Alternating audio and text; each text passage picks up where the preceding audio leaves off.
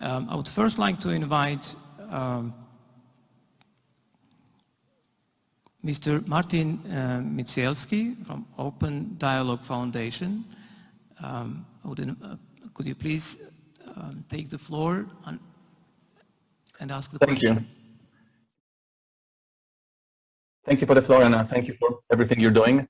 I represent the Open Dialogue Foundation, a human rights NGO on the front lines of the battle for democracy, unfortunately also in my native Poland.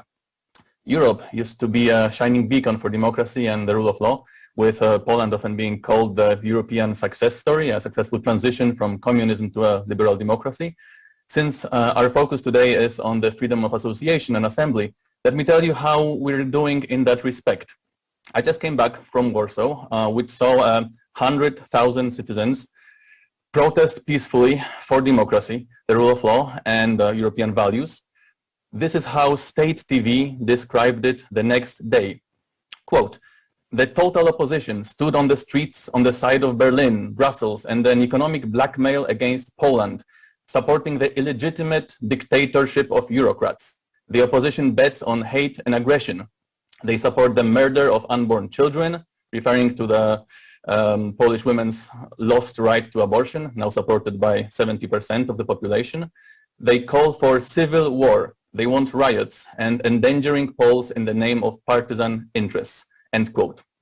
During the protests, my best friend, Bartosz Kramek, my cousin, Bernard van der Esch, and an LGBTQ activist, Linus Lewandowski, were tear-gassed from 10 centimeters away. I was lucky to escape the brutality and aggression, but not of the protesters, but of the police, under orders of the law and justice regime.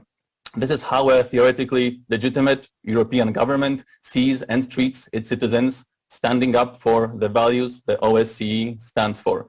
We've lost checks and balances, we've lost independent institutions, we're on the verge of losing our fundamental freedoms and our right to call ourselves European citizens. We need not words, but actions. We need international pressure, we need conditionality mechanisms, we need sanctions. My question is, what is the OSCE and ODIHR doing about democratic backsliding from within? Thank you.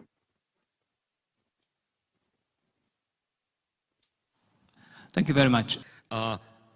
Poland, well, not for me to say much, but I would only draw attention to a statement, a public statement issued yesterday by Civil Society Conference, expressing solidarity with the Polish civil society and expressing strong concern about backslide in rule of law and human rights in Poland, and calling on the Polish authorities to